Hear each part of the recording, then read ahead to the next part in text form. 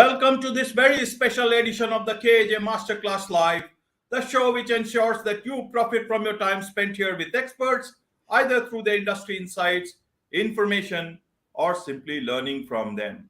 And today we have Alexa Nazzaro. She is the founder of Aaxel Author Services, an agency providing authors with turnkey support in editing, book design, and book marketing. Welcome to the show, Alexa. Thank you so much for having me.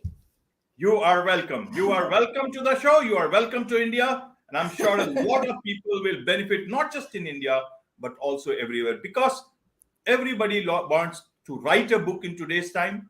That is a big part of personal branding. And a lot of this is happening because one can do self-publishing. But Absolutely. to understand from you, Alexa, is that we will come down to how exactly one can launch the book, and before that one has to write a book.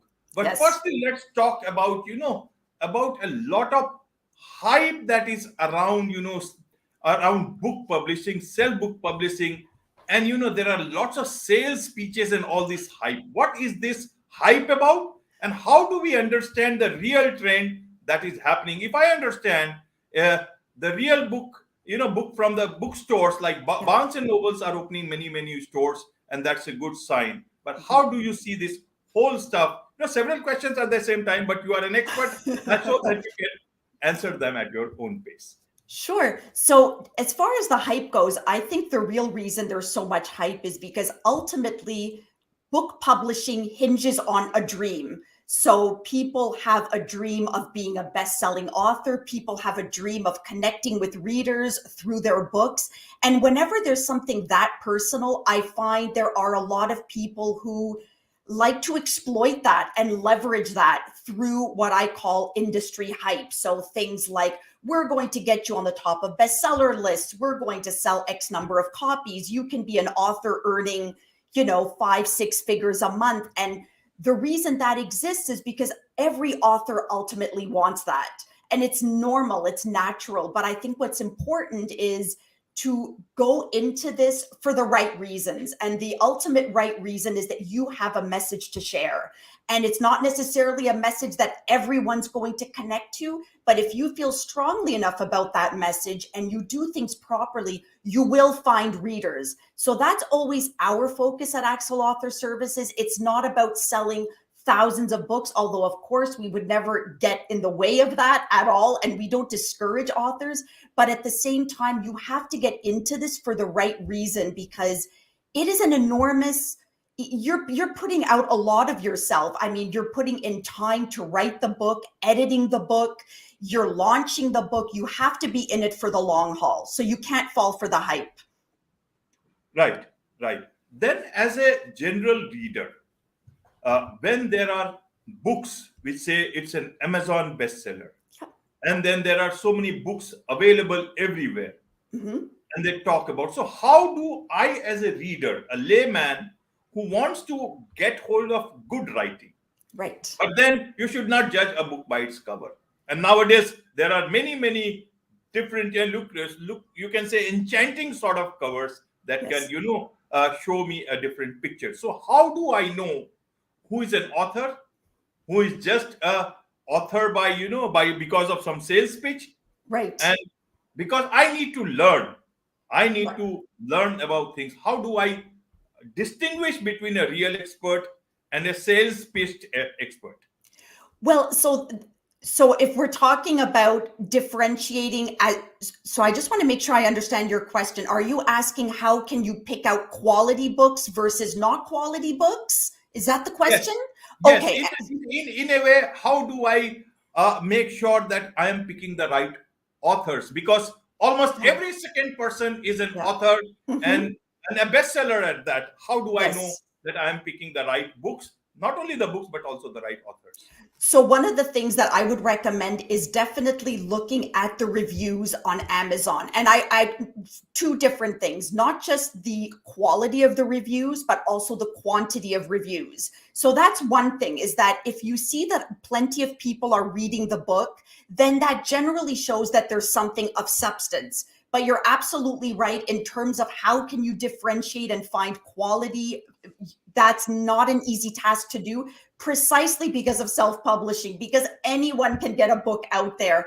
I would say that you should judge a book by its cover to a certain degree, because this is one of the things we always talk about with authors is there are a lot of self-published books with frankly subpar covers, just covers that you can tell were thrown together. It actually blows my mind how many of those covers continue to exist, because there are so many tools nowadays that even if you don't want to hire a top-notch designer, you can still get a decent cover. But I would argue that if a book has a quality cover, then that to me is already a good sign that they are invested. And if the author is invested, it probably is a sign that whatever message they have, whether it's fiction, whether it's a how-to book, there's some substance behind it. But there's no doubt about it, it's really hard to really fish out and pick out the good books from the slush pile, so to speak. And I will say the Amazon bestseller, while it's certainly a good tool to have and it's a nice bragging right, and we do offer this service for our authors, we should not equate an Amazon bestseller ranking with a New York Times bestseller ranking. They are two completely different things. So it really doesn't take all that much to have the label of Amazon bestseller. And there's nothing wrong with having that label, but it is in no way synonymous with an excellent book. Let's just put it that way. Right, right. And let's talk about excellent books and excellent authors. And how, so a person who is starting, who has a lot of potential, now you are the right person. That's why you are the master for today. You have, worked with over 100 authors in the US, Canada, Europe, and Australia, and you have experience in all genres, including non-fiction, memoir, fiction, children's book, coloring books, and journals. So that's why I asked this question. Is that anyone who has a good idea, who has a lot of potential, how do they start with writing things? Should they connect with a person like you first and then start writing? Should they start writing something and then start testing and then go for self-publishing? What should be, and somebody who's an actual expert, but the first guy they meet is a person who does that sales speech, and then they become cynical about it. So what would you guide somebody who wants to start afresh, somebody who is talented and who has got something real to offer to the world? So we actually work with authors in many of the stages that you just described. So we have authors coming to us and they say, I've got an idea. I have some kind of a rough outline, but I'm not ready to take the plunge and write chapter 1 just yet. And so what we'll do is we will evaluate that outline, because I personally believe in planning. There are different schools of thoughts in terms of how to get into the writing process. Some people say just fly by the seat of your pants. So hence we've got the pantsers. So that's a term that we'll use. So people who just sit down and they just write out, they bang out that first draft. And then we have authors who want to have a plan. So we can work in different capacities. So sometimes people come to us, they have an outline for a book. They're not ready to start writing. They want to have some feedback.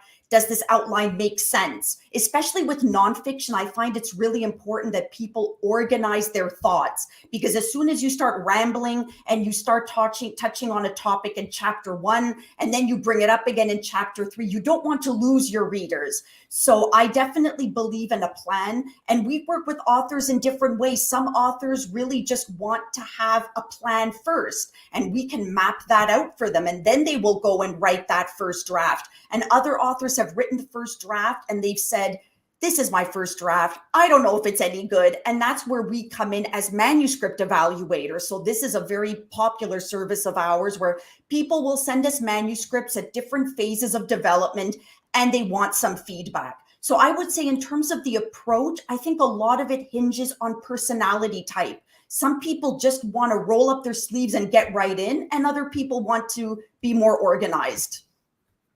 Right, right. So what would you suggest to an author? Like, should they start writing a good book or should they aim at writing a bestseller?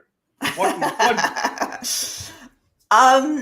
I always say aim for a good book. And why do I say that? Because if you're aiming for a bestseller, your mindset is already skewed towards performance compared with other authors. And there's nothing wrong with going into this with a competitive edge.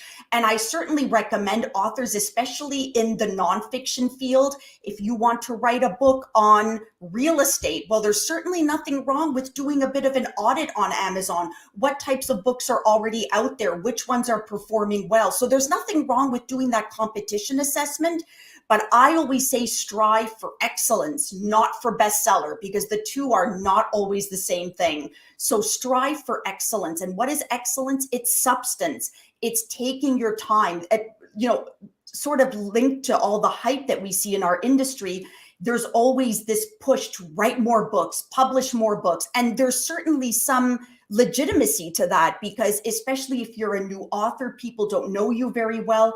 If you have 2 books available versus 1, you can really gain traction and you can leverage that. But this rush, this mad rush to just, push out as many books as you can, I don't really fall for that. You still want your books to be good. So I would say good, excellent versus bestseller. Right. Now, one is the author, another is a personal branding, ebooks and books as personal branding tools. Right. How do you manage both the part together? Because nowadays, especially for coaches and public speaking people, they want to have some sort of a profile building, and that is nothing wrong with that. Many of them are very good in their job. Yes. Now, how do you balance that out as an individual? Because if I want to brand myself through an ebook, how do I go about doing that versus somebody who has much more substance in their book, who is an actual author, like the times, old times. So how do I go about it? Make sure that it is also a personal branding effort, as well as at the same time, I do not put myself so much into creating something so excellent that the book never comes out. How do you suggest the authors in this aspect so that the book actually comes to the launching stage? Right. So definitely one of the things that I should mention is I find for authors who have more of a personal branding motivation or objective behind their book, the books tend to be shorter, but I don't think there's anything wrong with that. For instance, we recently worked with an American author who has a very large following and is very well versed in non-food franchises, and he helps clients find non-food franchises to invest in. His book is not all that long, but there's a lot of substance because he's sharing his expertise. So I would suggest that for somebody with more of a business, or I call it almost like a calling card type of book, it's a book that is meant to instigate a conversation that can then lead to clients and whatnot. So definitely focus on substance, but share what are the nuggets, what is the essence of your expertise, and to not get caught up in perfection, because perfection can certainly be the enemy of done. So instead of completing something, you're just always going back. And that's where having someone like us, Aaxel Author Services, can certainly come in handy, because we can also encourage an author. You've said what you've had to say. It's very useful information. We can move on. So I think at some point, it's just you also deciding, okay, I've shared what I need to share. And you can't possibly pack all of your expertise in a single book. So sometimes it's very useful to focus. So if you're a coach and you're coaching in different areas, well, maybe just focus on one area for a book. Right, Alexa. Now, a lot of people who have something good in their hands or a good idea, they generally try to talk to the established publishing houses. They just want them to publish their book. Yes, of course. And then you go for that agent or whoever is the editor, commissioning editor, and they share their manuscript with them. Yes. And then there is this huge option called self-publishing. You can just do it at any point in time whenever you feel that the book is ready. So it's a very sort of a easy option if you say that. And there are many options like Amazon, then Barnes and Nobles, then you have got Smashwords, now the Draft to Digital, Mhm. Kobo, and a couple of other big ones. Yeah. What would you suggest to such people? How much time should they wait from hearing from those established houses and publishing houses and then move towards self-publishing? Because it can be a very tough choice to make sometimes, because they Yes. may be promising but the promises are not coming true. How does Right. it work? So if you're trying to get, it sounds like what you're talking about is really being published the traditional way. And the traditional way is indeed from one of these established publishing houses. And many of them will not accept unsolicited manuscripts directly from an author, hence the agent role. And you were mentioning the agent. So it is not easy getting published traditionally these days. It simply is not, and that is actually nothing misleading. We're not saying that to discourage authors so we can get more clients. It's just the reality. Usually, what the first step is just getting an agent to take on your work. And that alone can be a years long process because you're approaching different agents. First, you have to do your research. What kinds of books are, each agent is, representing different types of books. Then the agent, once they've taken you on, which is a wonderful accomplishment, they still have to shop around your manuscript to the publishers. So I would say, as far as trying to get an agent, I think if this is really what you want to do, then I would say you give it, I don't know, I would say maybe a year to 2 years. If this is really what you want to do. I can tell you though, that almost all the authors who come to us, actually all of them, they really want to self-publish. And this is something so important to mention. If you're not sure that self-publishing is for you, don't dive in. You want to be comfortable doing it because you never want that little thought in the back of your mind, oh, this feels like a compromise. This wasn't exactly what I wanted. I personally am a huge fan of self-publishing.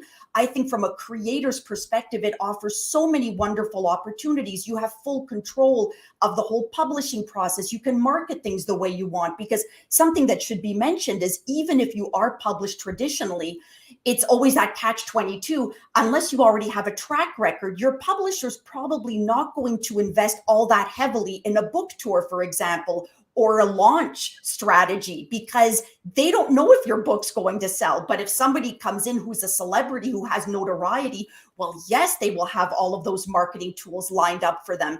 When you self-publish, on the other hand, you have so much more control, and it can be a lot of fun. But like I was saying at the beginning of this show, you have to be invested precisely because you need to give so much of yourself. Right, right. So in a situation like this, now a company like yours come in, but a lot of people are also tempted or may not have that much of a budget. So they Right. think that, okay, I should go for self-publishing and I can do it, because self-publishing is a big power in your hands. It's a big, powerful tool in your hands, but Yes. at the same time, it has to be exercised with responsibility and with caution. Yes. And that is where you need somebody else to to double check to the ways that you are doing things, just as you Yes. mentioned about a good cover, and then so many other things. So how would you say that a person who is thinking of self-publishing versus coming to you people is a good idea? What exactly they would gain out of coming to Aaxel Author Services? What are the things that you do for authors? How do you save them from pitfalls? And especially, and also do tell us about what is this vanity press scam all about?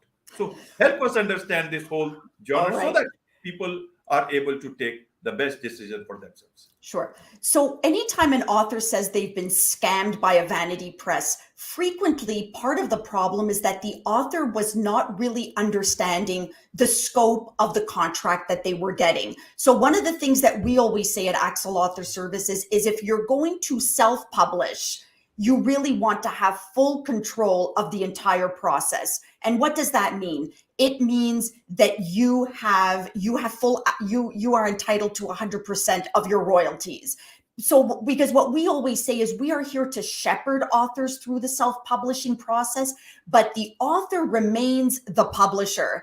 And that means they earn full royalties, they have full input on cover design, on interior layout. Everything that we do for them, we do alongside them. So we have reputable people that we work with, illustrators, editors, whatnot. So you don't run the risk of, and I've had authors come to me saying, well, I started this cover with so-and-so who I found on Fiverr, for example, but now I'm not hearing from them again. So I need to start over. Well, if you're working with a firm like ours, an agency like ours, that simply won't happen because we handpick and we're highly selective about who we work with on our creative team. So that is certainly an added benefit. And you have all that control over this is the cover. If we're talking about cover design, we go through a cover proposal process. We do brainstorming. We come back with different artistic concepts. We ask the author, which one do you like? Oh, I like option 1, but maybe we should change the background to blue.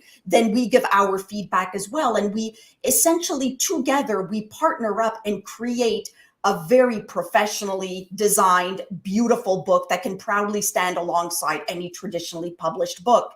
But that control is really important, owning your own ISBNs, because frequently authors will say, well, they published my book, but they're not doing anything for me. They're not helping my book sell. Well, is that what they had promised? Because sometimes you get these contracts and they're very long. There's all this legalese written in there and people don't really know what they're getting. So it's important to understand what you're getting. And with us, what you're getting is you're getting a reputable publishing partner, but you remain the publisher and you have full control. Right, right. So how do people connect with you and get the best of your services? Well, they can visit our website. It's www.aaxelauthorservices.com. I myself always love hearing from authors. People can feel free to email me directly. My name is Alexa, so it's alexa@aaxelauthorservices.com. And we work with authors at all stages of the process. We have authors coming to us whose books have already been published, but now they want to explore marketing options. Or we have authors who have just written their first draft. So we're here to intervene and support at whatever stage an author needs us.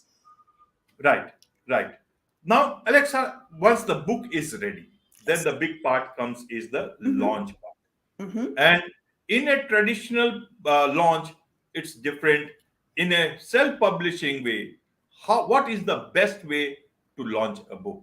And also at the same time, when you are launching, how do you decide which platform is the best? Now, people know about Barnes and Noble, people know about Amazon, Right. and then there are, you have platforms like Kobo and Draft to Digital, Smashwords. Now they have they are together now. Yes. So once you put your book there, it goes to a lot of places. So Yes. how does one decide where to go? Because people say that KDP also has its limitations and you give a lot of power in their hands. How does one understand this space? Please help us. What's the best way to launch your book? Sure, not a problem. So in terms of launching, as far as making your book available for purchase, we leverage quite a number of the platforms you just mentioned. So there is KDP, Kindle Direct Publishing, which is essentially Amazon's self-publishing platform. And we utilize KDP for making our authors' books available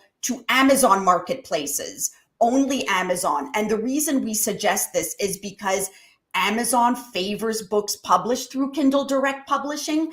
And also, if you publish your ebook on KDP particularly, you also have options as far as marketing. You can do advertising. You can enroll your ebook in Kindle Select. So those are nice bonuses that I would not, as an author, I would not deprive myself of benefiting from. So KDP is certainly a very legitimate platform for Amazon marketplaces. The other platform we use is Ingram Spark. So Ingram Spark is a very robust distribution, self-publishing platform.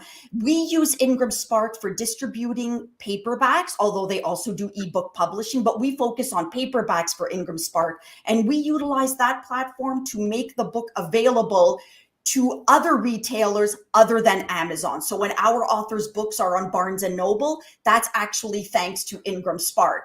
If they're in Canada and they see the book on Indigo, that's through Ingram Spark.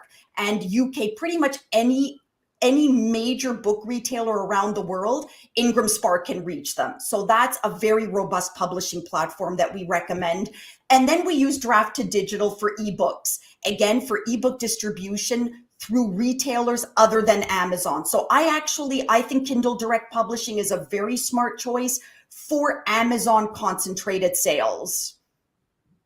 Right, right. And once the book is launched, Yeah. then you are wanted to reach to the world. Yes. So what would you advise authors in terms of using social media, in terms of advertisement? What is the best way to make your book available, about the information about your book to everybody, Yeah. but at the same time, you don't want to overdo it and sound very cheap? How do you balance it out?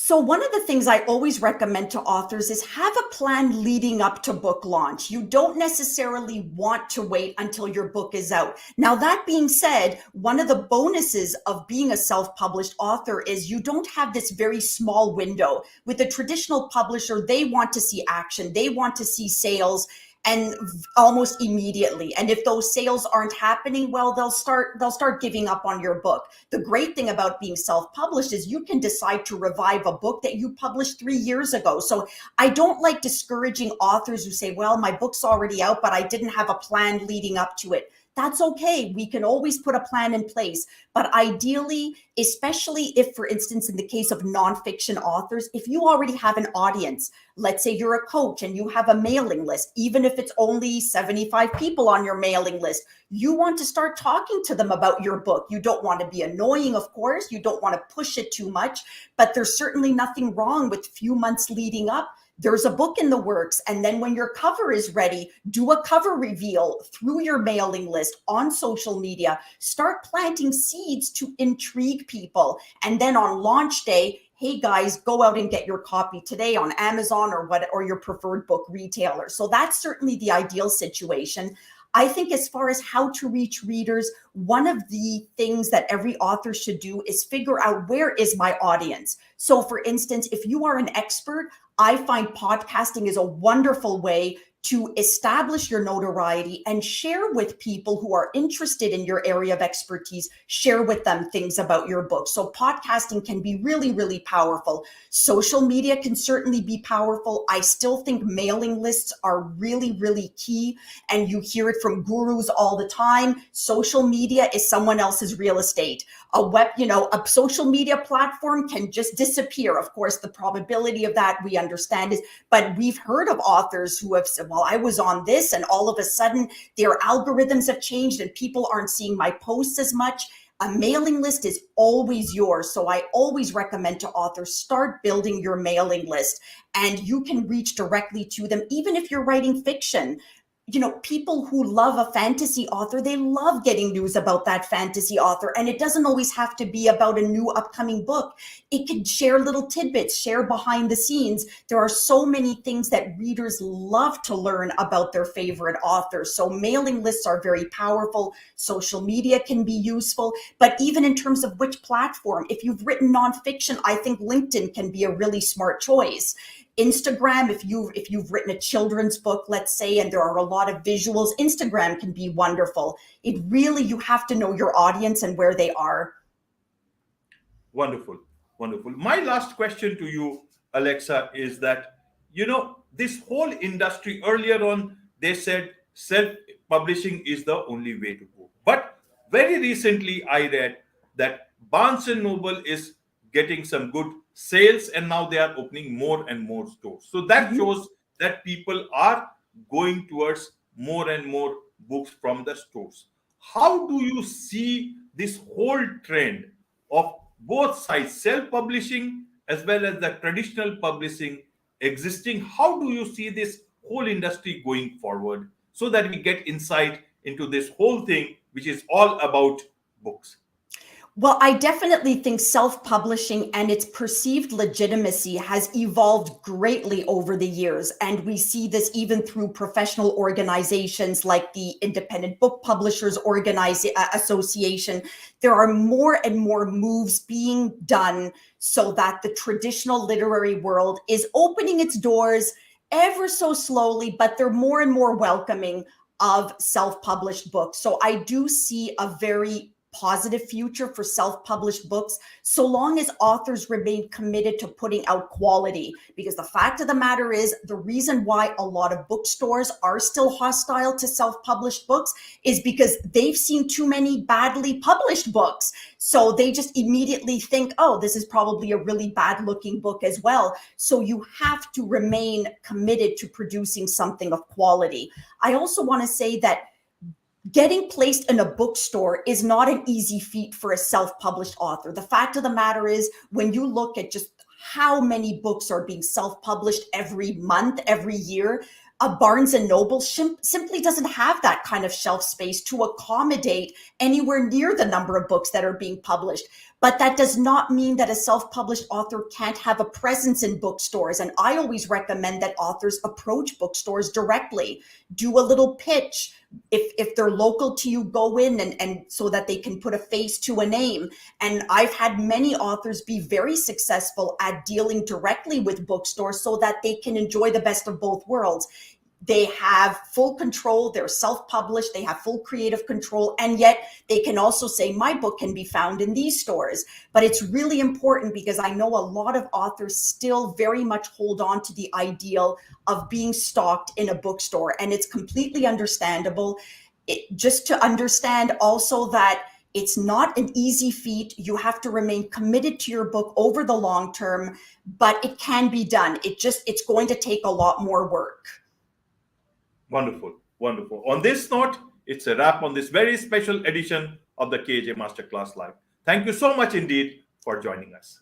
Thank you, AJ. Thank you.